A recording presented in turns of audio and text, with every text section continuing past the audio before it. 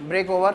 Next, हाँ जी बेटा, इसके बाद में फिर हम बात कर रहे थे अकाउंटिंग थ्योरी में, आगे बात बढ़ती है बेटा। नेक्स्ट टॉपिक है इसमें फंडामेंटल अकाउंटिंग अजम्पशंस। बेटा जो इतने सारे कंसेप्ट देखे, अजम्पशंस देखी, उनमें से कौन कौन सी अजम्पशंस हैं जिनका होना बहुत बहुत जरूरी है।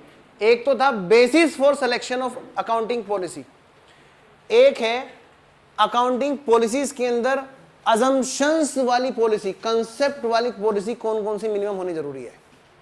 ठीक है, वहां क्या था, PSM, prudence, substance over form और मेटेरियलिटी, वो आधार था पॉलिसी को सेलेक्ट करने का। जब आपसे एग्जाम में क्वेश्चन पूछे कौन कौन सी चीज बेसिस है फॉर सिलेक्शन ऑफ पॉलिसी, तो आंसर देना है, लेकिन कौन कौन सी फंडामेंटल अकाउंटिंग अजम्पशंस हैं, ठीक है ना, वो कौन कौन सी बेटा, गोइंग कंसर्न, कंसिस्टेंसी मतलब, और कंसिस्टेंसी मतलब ये, फिर एक्रूअल, ये दोनों चीजें, प्रूडेंस नहीं, कंसिस्टेंसी, गोइंग कंसर्न और एक्रूअल। क्लियर। आईपीसीसी में भी ये क्वेश्चन आता है एग्जाम में, आईपीसीसी में अब से 2 टाइम पहले आया था एग्जाम में क्वेश्चन 4 नंबर का, क्योंकि बेटा ये सब बातें जो मैं आपको बता रहा हूं ना, कंसेप्ट, कन्वेंशन, ये सब चीजें, इन्हीं चीजों को आईपीसीसी में अकाउंटिंग स्टैंडर्ड की फॉर्म में बांट दिया गया है। ठीक है, वहां पर एएस फर्स्ट है जो पॉलिसीज की बात करता है, डिस्क्लोजर ऑफ अकाउंटिंग पॉलिसीज। खड़ा हो जाओ, दोनों बच्चे खड़े हो जाओ, पीछे वाले, हाँ जो आपस में खेल रहे हैं, खड़े हो जाओ फटाफट। खेलना रहे, फटाफट बाहर निकल, बाहर निकल यहाँ से, खड़ा हो फटाफट, बाहर चल जल्दी, खड़ा हो पहले फटाफट। मैं वहीं आ गया ना, फिर मैं दोबारा एंट्री दूंगा क्लास में, पहले खड़ा हो तू, पहले तेरे बोलने का तरीका देखूंगा, खड़ा हो और बाहर जा जल्दी। और ईशान तू खड़ा होके पढ़, ये तमीज है तेरे को, खेलना रे, बोलते हैं तेरे को, बाहर निकल जल्दी फटाफट। ईशान खड़ा होके पढ़ यहाँ पे, अभी तूने उसके कंधे पे हाथ मारा था ना, खेल रहा था, खड़ा होके पढ़, मैं कोई एक्सक्यूज नहीं प्लीज, इसका मतलब तू उसके कंधे पे हाथ मारेगा। मैं क्लास का माहौल खराब नहीं चाहता, दोबारा नहीं बोलूंगा, फटाफट फॉलो दैट।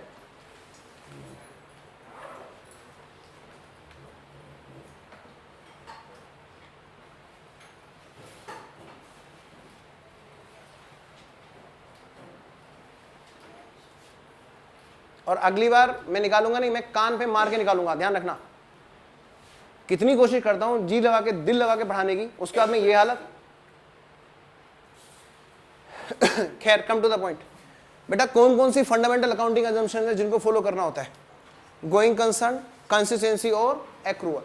बेटा हाँ जी, नेक्स्ट डेबिट नोट किसको बोलते हैं, बेटा क्रेडिट नोट। इसको देखेंगे बेटा, डेबिट नोट। बेटा स्टडी मैट सिर्फ एक चीज बोल देता है बस, और उससे ना बच्चा सोचता है ये सिर्फ इसी पॉइंट के लिए है, इसलिए मैं आपको ना इसमें बांधना नहीं चाहता। बेटा पढ़ो से, ए पेपर, एक ऐसा paper which is used to show that the party in which name it is issued is debited. जिस पार्टी के नाम में इशू किया गया है उस पार्टी को हम डेबिट कर रहे हैं, ये है सही मीनिंग डेबिट नोट का। बेटा फिर क्रेडिट नोट में क्या होगा, देखो जरा, सेम सब कुछ वही, इन विच नेम इसे हम इशू कर रहे हैं, उसको इज, मैंने यहां पे जानबूझ के ब्लैंक छोड़ा है, आंसर इज क्रेडिटेड। बात सुनो, जिस पार्टी के नाम में इसको इशू किया गया, a paper which is used to show that the party in which name issued it is issued is, जानबूझ के मैंने ब्लैंक छोड़ा, आप समझ जाएंगे ना क्या इज क्रेडिटेड। ऐसे नोट को क्या बोलते हैं, क्रेडिट नोट। आइए इसका एग्जांपल देखें। बेटा मान लिया मैं आपको कोई गुड्स बेच रहा हूं, दोनों एंगल से आपको अकाउंटिंग करनी है। मान लिया मैं आपको कोई गुड्स बेच रहा हूं, इसको देखो जरा, कोई और पॉइंट है क्या। मान लिया मैं आपको कोई गुड्स बेच रहा हूं, बताओ बेटे मैं क्या कर रहा हूं, सेल, और आप क्या कर रहे हो, परचेज। पक्का, मैं कर रहा हूं सेल और आप कर रहे हो परचेज। तो मैं आपको जब सेल कर रहा हूं, गुड्स आपके पास गया, साथ साथ में एक पेपर गया, उस पेपर का नाम क्या होता है बेटा, इनवॉइस, सेल्स इनवॉइस। मेरी तरफ से क्या है बेटा, सेल इनवॉइस, और आपके लिए क्या है बेटा, परचेज इनवॉइस। पक्का, अच्छा ठीक है, आप उसकी एंट्री करोगे purchase account debit to Ajay Rathi, मैं करूंगा students account debit to sale. मैंने क्या कर रखा है, मेरे लिए तो आप पार्टी हैं, आपके लिए बेटा मैं पार्टी हूं। मैंने आपको क्या कर रखा है बेटा, डेबिट कर रखा है, और आपने मुझे क्या कर रखा है बच्चों, क्रेडिट कर रखा है। यहां तक बात समझ में आती है? यहां तक जो पर्चा लिया दिया जाता है उसका नाम होता है इनवॉइस, सेल और परचेज इनवॉइस। डन। इसके बाद कहानी शुरू होती है। आपको गुड्स समझ में नहीं आया, सारा गुड्स तो नहीं, आपने क्या किया, कुछ गुड्स रिटर्न कर दिया। आपके लिए वो कौन सी रिटर्न है? Purchase return. और मेरे लिए क्या है? Cell return. आप जब वो गुड्स वापस भेजते हो ये बोलकर कि सर इतना वाला गुड्स उस क्वालिटी का नहीं है जो हमें चाहिए था, तो हम रिटर्न कर रहे हैं। बेटा आप उस गुड्स को भेजने के साथ साथ आप मुझे बताओ कि एंट्री क्या करना चाहोगे उसकी? आप परचेज रिटर्न की क्या एंट्री करोगे? बोलो। अजराठी डेबिट मतलब party debit to purchase return, ये तो करोगे पक्का? आप मेरे को डेबिट करोगे, अजराठी डेबिट यानी creditor debit to purchase return, ये तो करोगे ना? अब इसके लिए भी तो एक पर्चा आएगा, उस पर्चे में आप लिख कर कहोगे पार्टी जी हम आपको डेबिट कर रहे हैं क्योंकि ये उस स्टैंडर्ड का माल नहीं है जो आपने हमारे से कमिट किया था। पक्का? तो साथ में आपने एक पर्चा दिया जिसमें आपने लिखा कि हम आपको डेबिट कर रहे हैं, accept this goods and accept this paper. मैंने कहा ठीक है बेटा, मैंने एक्सेप्ट कर लिया, मान लिया उसको। मैंने कहा ठीक है भाई सही कह रहे हो, मैंने वो गुड्स वापस ले लिया। बेटा मैं भी तो मेरे लिए क्या है वो, अब मेरे एंगल से अकाउंटिंग कराओ। मेरे एंगल से क्या बेटा? वो सेल रिटर्न। तो मैंने क्या किया? सेल रिटर्न अकाउंट डेबिट और टू पार्टी टू स्टूडेंट्स। बोलो बेटा मैं आपको क्या करूंगा? क्रेडिट करूंगा। पक्का? और मैं आपके उस पर्चे का जवाब फिर पर्चे से लिख के दूंगा। मैंने कहा ठीक है पार्टी जी मैं भी आपको क्रेडिट कर रहा हूं। क्या नाम पड़ा उस पर्चे का? Credit note. बात समझ में आ रही है? स्टडी सिर्फ इतनी बात बोल के चुप हो जाती है, लेकिन और भी बातें हैं बेटा, और भी बातें। फॉर एग्जाम्पल मान लिया ऐसा अक्सर हो जाता है, या चलो छोड़ो कोई और एग्जाम्पल लेता हूं। मान लिया बेटा मैं आपके यहाँ पर घूमते घूमते गया, आपके मोहल्ले में मुझे पता नहीं पिलखवा से जो बच्चा थे, मान लिया पिलखवा में गया और मुझे अचानक से वहाँ पे पैसों की जरूरत पड़ गई। मैंने कहा बेटा 100 रुपये हैं, मेरे को जरूरत पड़ गई, और आपने as a help as a teacher सोच के आपने मेरे को दे दिए। अब इस चीज़ के लिए आप क्या बोलोगे? सर ठीक है आप फीस में कम कर लेना, अभी हमारा अकाउंट बाकी है एक दूसरे के साथ, परचेजर क्रेडिटर के साथ, है ना? और बीच में कुछ इस तरह की बात हो गई कि ना गुड्स खरीदा गया ना बेचा गया, लेकिन कुछ ट्रांजैक्शन इस तरह की ड्यू हो गई। आप मुझे क्या दोगे? एक आपने मुझे पैसा दिए, आपने मुझे साथ में एक पर्चा थमा दिया जिसका नाम होगा डेबिट नोट। क्योंकि बेटा आप एंट्री भी करोगे तो आप क्या करोगे? पार्टी डेबिट टू कैश, अजराठी डेबिट टू कैश, ये तो करोगे ना, मतलब आप मेरे को डेबिट करोगे। अब उसके लिए क्या बकायदा एक इनवॉइस बनेगा? नहीं ना, आप एक पर्चा लिख के दोगे सर हम आपको डेबिट कर रहे हैं इस बात के लिए, कोरस्पॉन्डिंगली मैं उसको एक्सेप्ट करूंगा और मैं आपको रिवर्स में क्या दूंगा? Credit note. बात समझ में आई बेटा? तो बीच में जो पार्टी के साथ ऑन अकाउंट जब बैलेंस चल रहा होता है, बीच में कुछ ट्रांजैक्शन ऐसी होती हैं जो ना सेल की है ना परचेज की है। ऐसी ट्रांजैक्शन के लिए हम डीलिंग किस बात से करते हैं? डेबिट और क्रेडिट नोट के जरिए। बात समझ में आई बच्चों? तो अपने आप की नॉलेज को बांधना नहीं है कि स्टडी ने बोल दिया परचेज रिटर्न से रिटर्न में डेबिट क्रेडिट नोट जाएगा। बेटा और भी चीजें जहां पर ये यूज होती हैं। नेक्स्ट, इन चीजों को सिर्फ समझना है, रटना नहीं है। मेथड्स ऑफ अकाउंटिंग, बेटा कैश सिस्टम होता है अकाउंटिंग का, एक होता है एक्रूवल मतलब मर्केंटाइल सिस्टम भी इसको बोलते हैं, एक और है नंबर 3 हाइब्रिड सिस्टम मतलब मिक्स सिस्टम। आइए इनको समझते हैं। एक्रूवल सिस्टम तो आप समझते हो, मर्केंटाइल सिस्टम जहां पर जैसे ही ओनरशिप ट्रांसफर सेल हो गई, ड्यू हो गया, और जिस पीरियड में ड्यू हुआ उसी पीरियड में उस सेल की एंट्री कर डाली, पैसा आता रहेगा बाद में। क्लियर? या हमने माल खरीद लिया तो हमने आज परचेज की एंट्री डाल दी, पैसा भले ही बाद में जाता रहे, इस पीरियड का है और इस पीरियड में ड्यू भी हो चुका है, तो ठीक है, सीधी सी बात है, हमने उसको ड्यू बेसिस पर अकाउंटिंग कर ली, कोई दिक्कत? एक्रूअली ड्यू, कोई दिक्कत? एक होता है कि कैश सिस्टम, नहीं भाई जब हमने सेल कर दिया, हम सेल की एंट्री अभी ना डालकर हम तब डालेंगे जब उसका कैश आ जाएगा हमारे जेब में। कैश मेथड ये बोलता है। परचेज की एंट्री हमने भले उधार खरीद ली, नहीं हम अभी एंट्री नहीं डालेंगे, जब हम उसका कैश दे देंगे परचेज किए हुए गुड्स का, तब हम उस टाइम पे परचेज को डेबिट करेंगे, purchase debit to cash. Clear? ये मेथड ये कहता है। ये कहाँ पे यूज होते होंगे बेटा? ये तो समझ में आ गया, परचून की दुकान, बड़े बड़े दुकान जहाँ पर गुड्स खरीदे बेचे जाते हैं, जहाँ सर्विसेज खरीदी बेची जाती है ना, मेनली बेटा ये वहाँ पे यूज होता है। जैसे फॉर एग्जाम्पल, एक ऐसा एग्जाम्पल बताता हूँ, आप लोग सुन के हंसोगे लेकिन है चीज़ ऐसी, प्रैक्टिकल है। 11th-12th में अक्सर क्या होता है, लास्ट वाले महीने की फीस टीचर निकाल नहीं पाते, लास्ट वाले महीने की प्रैक्टिकल बात बता रहा हूँ। वहाँ पे क्या होता है, बच्चा गोली देता ही देता है, 100% बच्चे गोली देते थे, कहते कि क्या ना 20 तारीख में दे देंगे, ये कर देंगे, और उसकी फीस वो लेट हो जाती है। तो उस टाइम पर वो 11-12 का टीचर सोचता है कि अब पता नहीं फीस आएगी कि नहीं आएगी, बच्चा अगली क्लास में नेक्स्ट क्लास में गया। कुछ शरीफ होते हैं वो दे जाते हैं, मैं सबकी बात नहीं कर रहा, शरीफ होते हैं वो दे जाते हैं। बेटा वो उस मंथ की इनकम को कब रिकॉग्नाइज करेगा, जब कैश रिसीव होगा। बात समझ लो, क्लियर। और एग्जांपल देता हूं, बेटा सीए बनने के बाद आपको नया नया जोश चढ़ेगा समाज सेवा करने का, थोड़ा बच के रहना। आप लोगों से लोग ऑडिट करा जाएंगे और कहेंगे सर जी थोड़ी सी मजबूरी है, चिंता मत करो, मैं फीस दे जाऊंगा। साल भर के अकाउंट आपसे ऑडिट करा गए, आपके स्टैंप भी लगा गए, इनकम टैक्स ऑफिस में जमा कर गए, अब कहाँ आ रही है ऑडिट फीस, अब देखेंगे नया कौन सी ये बनाए। बात समझ रहे हो। तो बेटा जितने भी प्रोफेशनल्स है, जहां पर आप कंसल्टेंसी देते हो, वहां कुछ गुड्स तो पकड़ाया नहीं कि हम गुड्स को रोक लें। एक बार जुबान खुल गई, उसके कान में पहुंच गई, तो आप ये तो नहीं है उसके कान खरीद के वापस निकाल लोगे। बेटा सर्विस हो चुकी है डिलीवर्ड, ना उसका माइंड वॉश किया जा सकता है, ना उसके कौन कान में से बातें निकाली जा सकती हैं। सर्विस हो चुकी है डिलीवर्ड।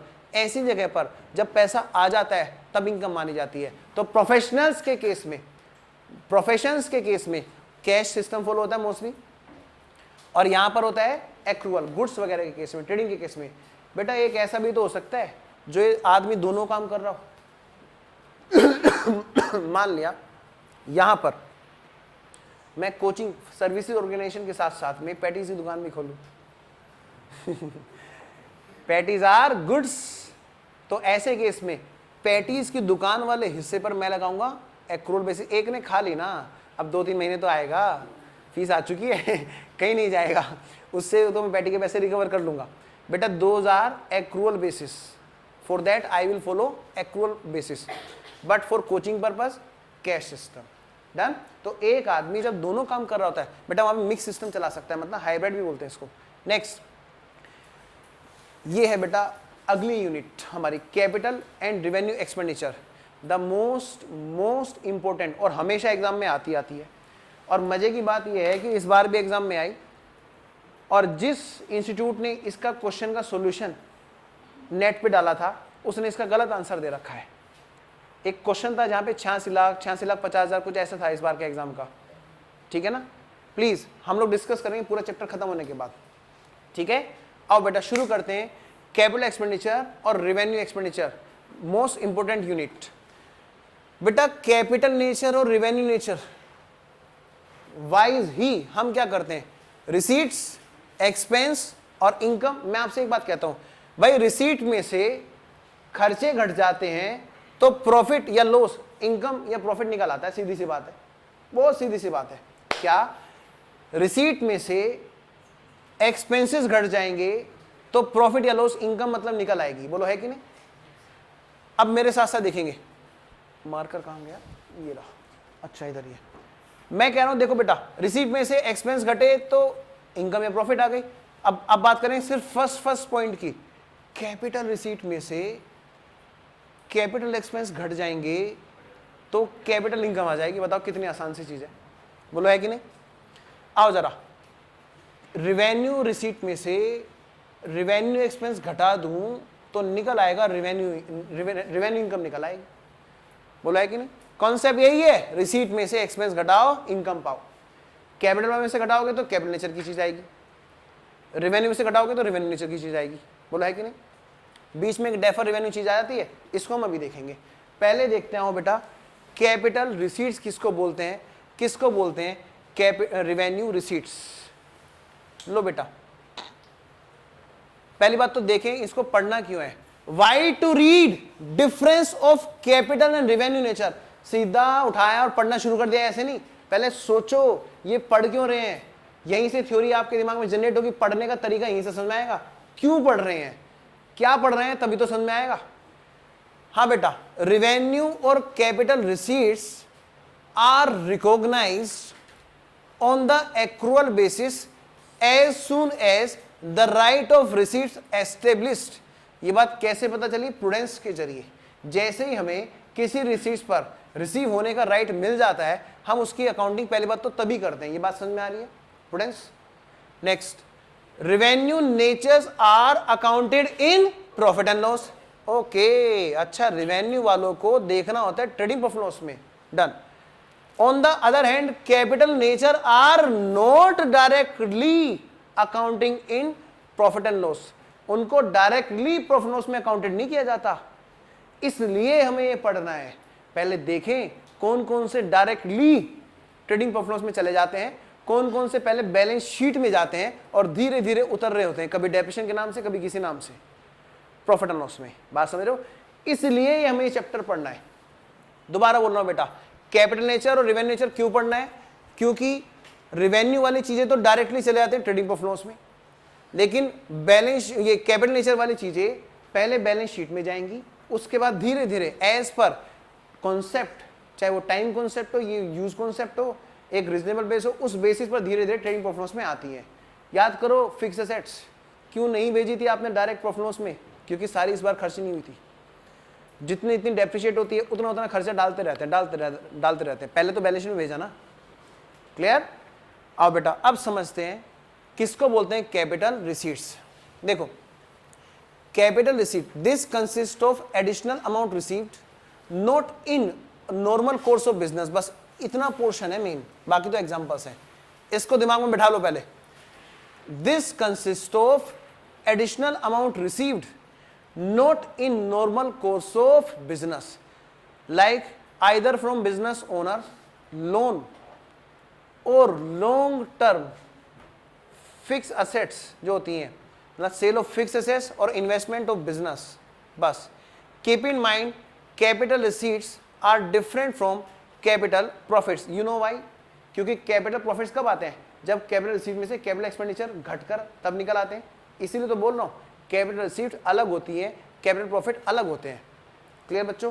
आओ बेटा, बहुत सिंपल सी बात है, मैं आपको बता दूं, बहुत सिंपल सी बात है बेटा। बैलेंस शीट इमेजिन करो, बैलेंस शीट, उसके अंदर लायबिलिटी साइड में कैपिटल जो रोज रोज नहीं मिलती, रोज रोज मालिक नहीं लेके आता, लोन्स रोज रोज नहीं मिलते। और सोचो बेटा असेट्स साइड में फिक्स असेट्स, खरीदना नहीं बेचना, बेचने से जो पैसा आता है ना, लॉन्ग टर्म इन्वेस्टमेंट्स जो रोज रोज नहीं बेची जाती, उनसे जो पैसा आता है। बस बेटे बस आपकी टेंशन खत्म, आपको इन्हीं चारों हेड में देखना है, इन्हीं में जब पैसा आता है उन्हीं को बोला जाता है capital receipt.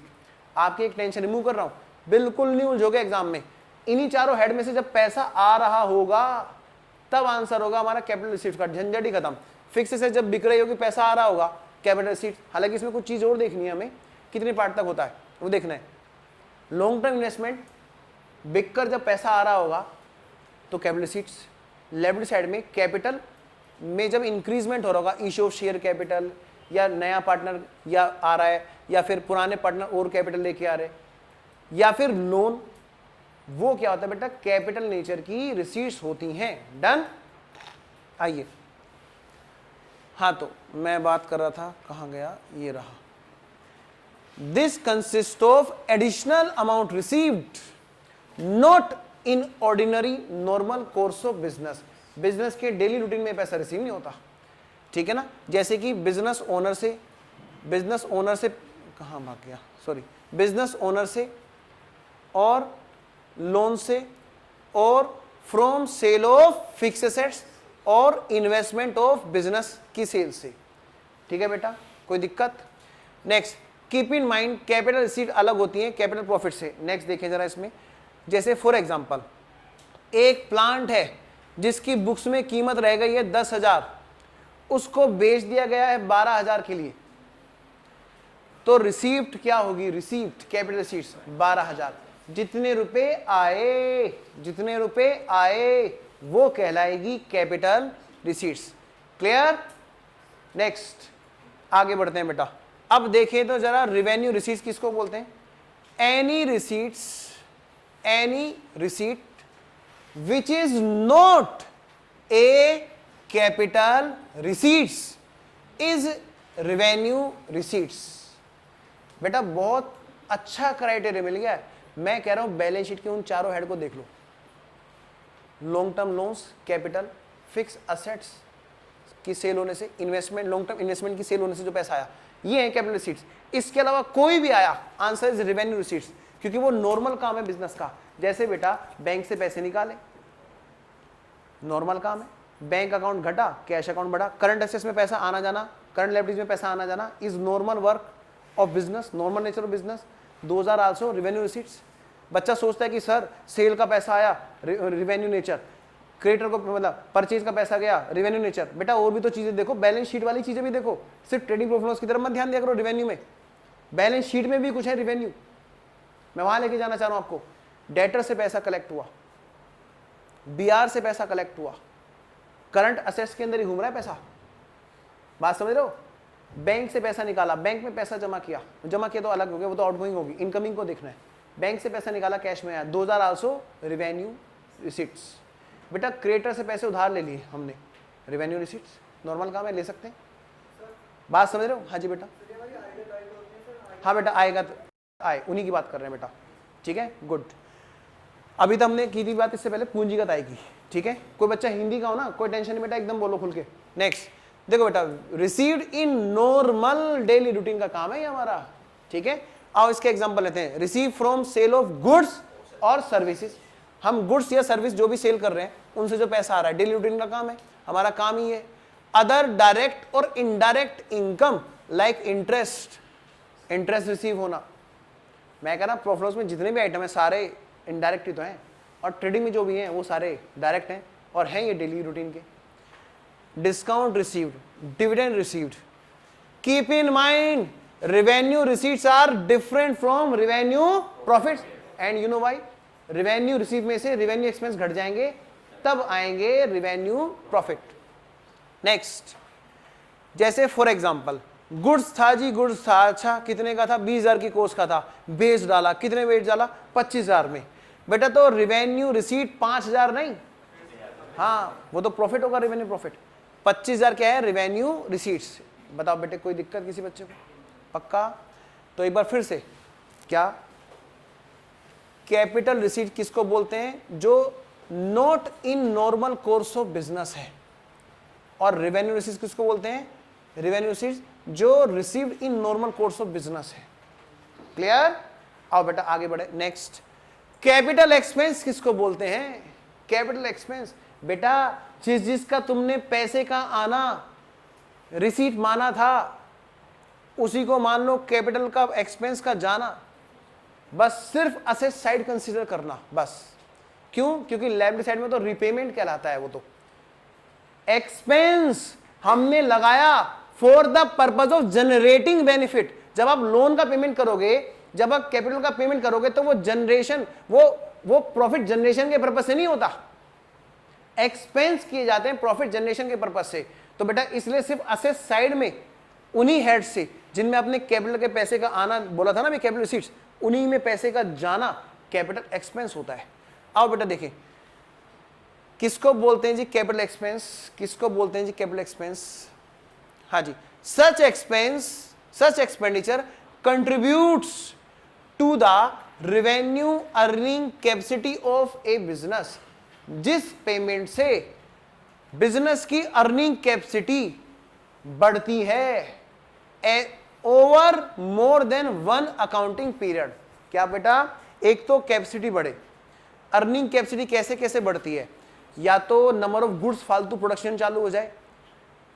Earning capacity, earning कब होती है बेटा, सेल माइनस कॉस्ट, और सेल कैसे थे number of goods sold multiplied by sales price, और माइनस कॉस्ट करते हैं नंबर ऑफ गुड्स सोल्ड की कॉस्ट पर यूनिट। बेटा अर्निंग कैसे बढ़ेगी, या तो नंबर ऑफ क्वांटिटी बढ़ जाए या कॉस्ट हमारी पर यूनिट कम हो जाए परमानेंट तौर पर। तो अर्निंग कैपेसिटी के लिए such expenditure contributes to the revenue earning capacity. Revenue earning capacity समझ में आई, या तो सेल की क्वांटिटी बढ़ जाए किसी खर्चे से, या फिर जो खर्चे हो रहे हैं उन्हीं में प्रोडक्शन में वो परमानेंट तौर पर कम हो जाए। परमानेंट तौर पर हाँ, ये बेनिफिट सिर्फ एक साल का नहीं, मोर देन वन अकाउंटिंग पीरियड का भी होना चाहिए। मतलब अगर अर्निंग कैपेसिटी तो बढ़ी और सिर्फ एक साल के लिए, then it will not be called capital expense, it will be called revenue expense. बात समझ में आ रही है। कैपिटल एक्सपेंस किसको बोलेंगे? जब किसी खर्चे के करने से रेवेन्यू की अर्निंग कैपेसिटी बढ़ती है और वो भी एक से ज्यादा वर्षों के लिए, उसको बोलते हैं कैपिटल एक्सपेंस। क्लियर बेटा? बताओ बेटे, सोचो जरा, वो मैंने आपको बताया था, फिक्स एसेट्स खरीदी हमने, एक से ज्यादा साल तक रहेगी और उससे क्या होगा? अर्निंग कैपेसिटी बढ़ेगी, पक्का ना? प्रोडक्शन बढ़ेगा नए एसेट्स खरीदने से। या कोई ऐसा खर्चा करेंगे जिससे हमारी लाइट का खर्चा मिनिमम तौर पर कम हो जाएगा, कोई ऐसा स्टेबलाइजर या कोई इस टाइप की चीज लेके आए। Done? Such expenses are paid for long term advantages like acquisition of fix assets and increasing earning capacity of business. बेटा लॉन्ग टर्म एडवांटेजेस के पर्पज से हम ये खर्चे करते हैं, परमानेंट तौर पर कॉस्ट कम हो जाए या परमानेंट तौर पर हमारी अर्निंग कैपेसिटी बढ़ जाए। हाँ जी, therefore the benefits arising out of capital expenditure last for more than one accounting period. बेटा इन सब बातों का क्रक्स क्या निकल के आ रहा है? सिर्फ एक चीज, एक्सपेंसेस जिनसे अर्निंग कैपेसिटी बढ़ी, और वो कैपेसिटी बढ़ी सिर्फ एक अकाउंटिंग पीरियड के लिए नहीं, एक से ज्यादा अकाउंटिंग पीरियड के लिए कैपेसिटी बढ़ी, ऐसे खर्चों को बुलाता है कैपिटल एक्सपेंसेस। बोलो क्लियर? बेटा अर्निंग कैपेसिटी कब बढ़ती है बताओ? जैसे मैं यहां की बात करूं, अगर मैं कोचिंग सेंटर की बात करूं, कब मैं फीस बढ़ाता हूं? जब रिजल्ट अच्छा आता है या कोई बड़ी फैसिलिटी हम लोग देंगे।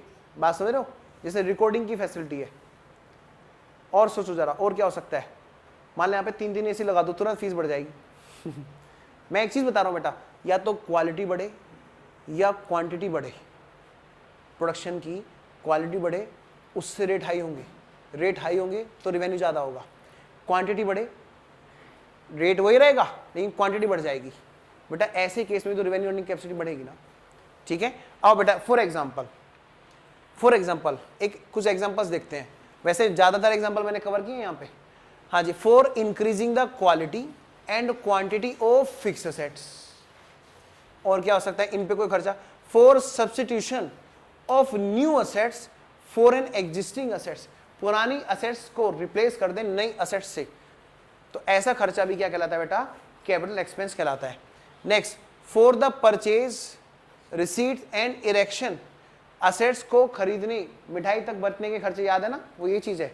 फॉर द परचेज, रिसीट मतलब लाने बिजनेस की साइड तक, एंड इरेक्शन मतलब बेटा इंस्टॉल होने के खर्चे भी क्या है बेटा? Capital expenditure.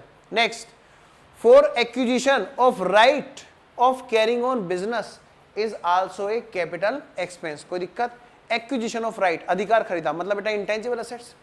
मेयरली बिकॉज, वो जो आपकी 11th में मैडम सिखाती है ना, बेटे मोटे मोटे खर्चे हो तो बैलेंस में ठोक दियो कैपिटल एक्सपेंडिचर बोल के, हाँ पत्र बदले हो तो भेज दियो प्रॉफिट लॉस में। बेटा ये बहुत गलत चीज है ना? वही लिख रखी है मैंने यहाँ पे, merely because large expenses is not the base for being capital expenditure. The main base is earning capacity increasement plus more than one accounting year. This is the main answer. ठीक है ना? मेन बेस क्या है? Earning capacity का बढ़ना, वो भी एक से ज्यादा अकाउंटिंग पीरियड के लिए, तब हम बोल सकते हैं किसी खर्चे को कैपिटल एक्सपेंस। और वो होता किसमें मैंने आपको बता दिया, फिक्स असेट्स में आउटगोइंग, है ना, और लॉन्ग टर्म इन्वेस्टमेंट में। नेक्स्ट, इसके बाद है हमारा revenue expense. Revenue expense are incurred, आज सिर्फ पढ़ाऊंगा, क्वेश्चन की प्रैक्टिस कल कराऊंगा। Revenue expense are incurred to generate the revenue for a particular accounting period. Particular accounting period, बेटा ये मेन पॉइंट है। Revenue expense are incurred to generate the revenue, एक तो ये पॉइंट है, और दूसरा for a particular accounting period, एक पीरियड के अंदर आने वाले खर्चे क्या होते हैं बेटा? रेवेन्यू। जब यही रेवेन्यू खर्चे एक से ज्यादा पीरियड के लोग होते आते हैं, डेफर रेवेन्यू बन जाते हैं। उसमें रेवेन्यू को हमने डेफर कर दिया, उनको हमने डेफर कर दिया। बात समझ रहे हो? अभी आता हूं, पहले रेवेन्यू की बात कर। Revenue expenses are incurred to generate the revenue for a particular accounting period, therefore benefits arising out of revenue expenses expire in the same accounting period. बेटा जैसे इस बार के हमने खर्चे कर दिए, कोई रेंट पे किया हमने साल भर का, जितना भी क्या, मान लो 40,000 रुपये महीना यहाँ पे खर्चा है, फिक्स है, 45,000 रुपये के आसपास पड़ता है, 45,000 रुपये महीने का फिक्स है। बेटा साल भर में हमने 45,000 रुपये महीने के फिक्स खर्चे कर दिए, कितने बैठे होंगे बताओ 45,000 के हिसाब से साल भर के? 12 पंजे 60, 12 चौक 48, 5,40,000। ये तो खर्चे होने होते हैं फिक्स, इसके अलावा वेरिएबल होते हैं। मैं ये कह रहा हूँ अगर हमने रेंट वालों को एडवांस दे दिया 2 लाख रुपए और, वैसे तो ऐसा कभी हो नहीं सकता, मैं कह रहा हूँ अगर मान लो मैंने एडवांस दे दिया, क्या उसका फायदा इसी वर्ष होगा? बताओ, नहीं ना। जो रेंट हमने इस वर्ष के लिए दिया वो दिया for generating revenue in the present period, for generating revenue in the present period, और उनका रेवेन्यू जो भी है बेनिफिट वो इसी पीरियड में एक्सपायर होता है। उनका फायदा अगले वर्ष थोड़ा देंगे वो हमें, लेकिन अगले वर्ष वाले का रेंट जो हमने अभी दे दिया, those will B defer, those revenue will be defer, hence it is called defer revenue. अगला टॉपिक वही है हमारा, बात समझ रहे हो? डेफर रेवेन्यू के लिए होना जरूरी होता है पहले रेवेन्यू, उसके बाद में उसका deferment more than 1 accounting period. अगर रेवेन्यू एक्सपेंस का बेनिफिट मिलना है then it will be called defer revenue expense. Clear? आओ जी बेटा, रेवेन्यू एक्सपेंस वो है जो रेवेन्यू को जनरेट करने के लिए किए जाते हैं, सेम अकाउंटिंग पीरियड में एक्सपायर हो जाते हैं उनके बेनिफिट। फॉर एग्जांपल, मतलब normal course of running the business, rent, electricity, staff salary वगैरह, मतलब मैं बोलूं to maintain the business, not to increase the business.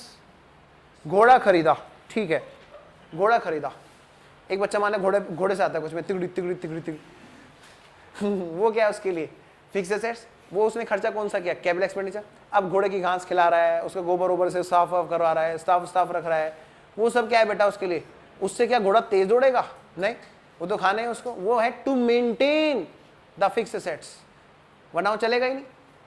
Bike खरीदी, बाइक से आ रहा है मान लो कोई बच्चा, बेटा बाइक खरीदी, कैपिटल एक्सपेंडिचर, और बाइक हवा में थोड़ा चल जाएगी, उसे मेंटेन करना पड़ेगा, उसकी repair maintenance, those will be to maintain. But because of repairing, because of patrolling, इसका मतलब ये नहीं हो जाता कि वो बहुत तेज स्पीड से दौड़ लेगी, वो उतनी स्पीड से दौड़ेगी to maintain that.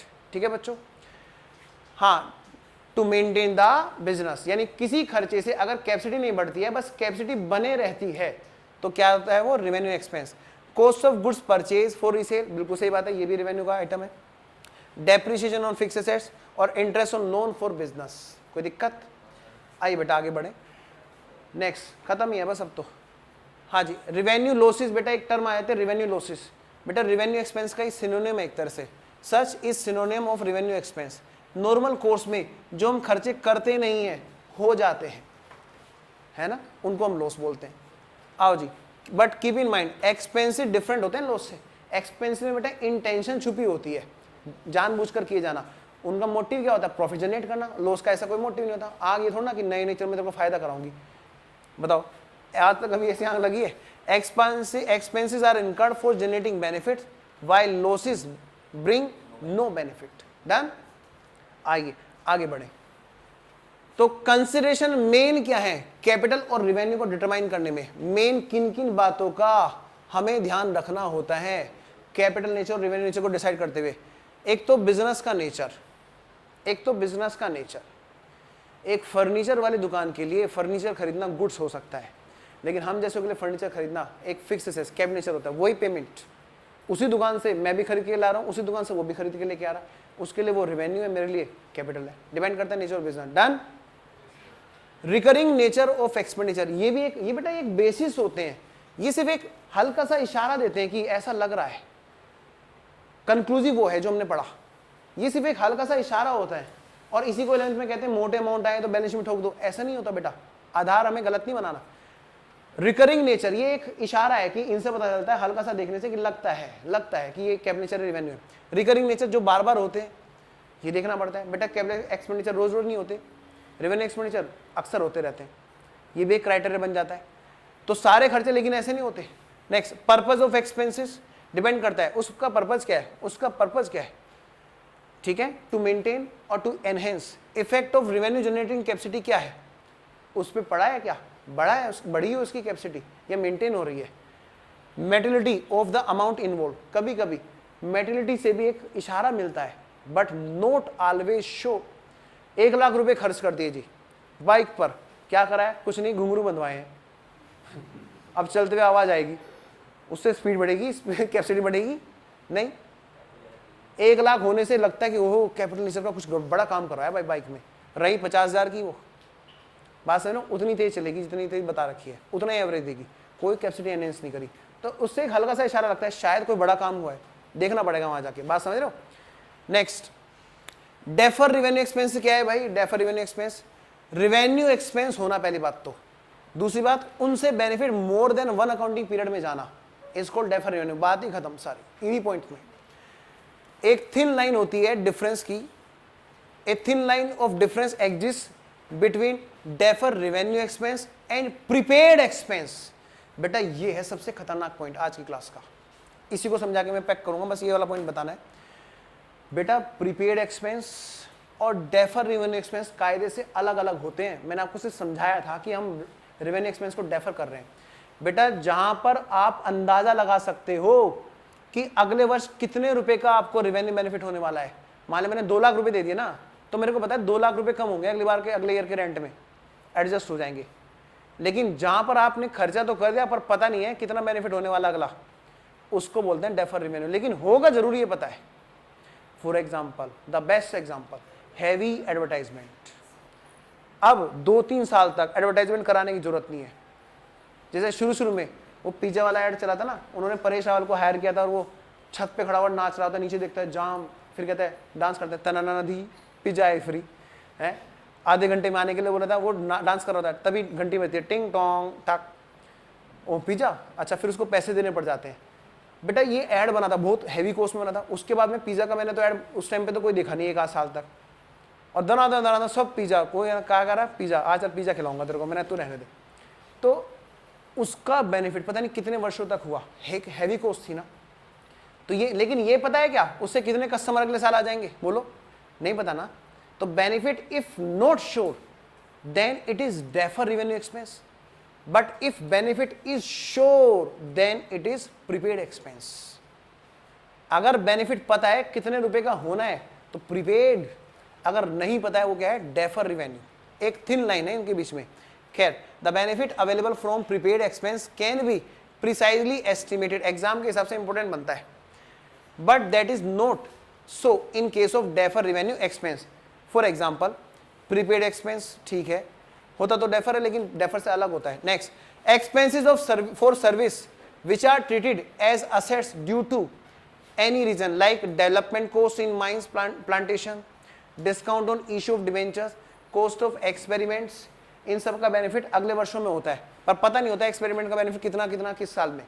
Next, loss exceptional nature, जैसे प्रॉपर्टी कन्फिस्केट हो गई फॉरेन कंट्री में, या फिर हैवी लॉस हो गया क्योंकि नॉन इंश्योर्ड असेट्स थी, अब उसको कई साल तक रोना है हमें, अब पता नहीं है किस साल कितना कितना, जितना जितना प्रॉफिट आएगा उतना उतना रो लेंगे, राइट ऑफ कर लेंगे, अब पता थोड़ा है अगले साल कितना प्रॉफिट हो। Defer defer crux item following the under head miscellaneous expenditure. बेटा जिनको आप देखते हो ना मिसलेनियस एक्सपेंडिचर में, थोड़ा बहुत देखा हो आपने, वो सारे यही होते हैं, ठीक है। बस इसको पैक करते हैं। बट बेटा मेन चीज क्या है, डिफरेंस क्या है कैपिटल रेवेन्यू एक्सपेंस में? Capital expense for acquisition of fix assets, acquisition वहां पे for day to day operation, ठीक है। For increasing earning capacity, for maintaining earning capacity. बेटा ये है मेन पॉइंट, आप इसको ध्यान में रख के सारे एग्जाम में आंसर देना, एग्जाम में सारे आंसर बेटा इसको ध्यान में रख के देना, सारा काम इसी में खत्म हो जाएगा, ठीक है। मेन पॉइंट ये है एग्जाम में आंसर के पर्पज से, उससे कैपेसिटी बढ़ रही है या बढ़ नहीं रही है, मतलब मेंटेन हो रही है, तो ऐसा खर्चा कैपिटल या रेवेन्यू हो जाएगा। Next, benefit of sorry non recurring nature, और यहां पे रिकरिंग नेचर होता है इनका। Benefit of such expenditure over the number of years, बहुत सारे, यहां पर सेम ईयर जिसमें ये फॉल कर रहा है, डेफर ज्यादा से ज्यादा 1-2 साल आगे, ठीक है। नेक्स्ट, बाकी तो ये क्वेश्चंस हैं, ये एग्जांपल्स हैं बेटा, जितने मैं आपके लिए एग्जांपल लेके आऊं ना किसी बुक से उठा लेना, स्टडी मेट, स्कैनर, सब जगह के मैंने कलेक्ट करके यहाँ प्रोजेक्टर पे ले आया हूं, क्योंकि एग्जाम में क्वेश्चन आता ही है। नेक्स्ट क्लास में करेंगे इनकी प्रैक्टिस, ठीक है ना। पर डोंट वरी, जितनी प्रैक्टिस हम यहाँ पे कर देंगे इस चैप्टर की और कहीं नहीं मिलेगी। आप घर जाके पढ़ेंगे आज कैपिटल एक्सपेंडिचर, रेवेन्यू एक्सपेंडिचर वाली थ्योरी स्टडी से, ठीक है। चलो फिर, थैंक यू, मिलते हैं नेक्स्ट क्लास में।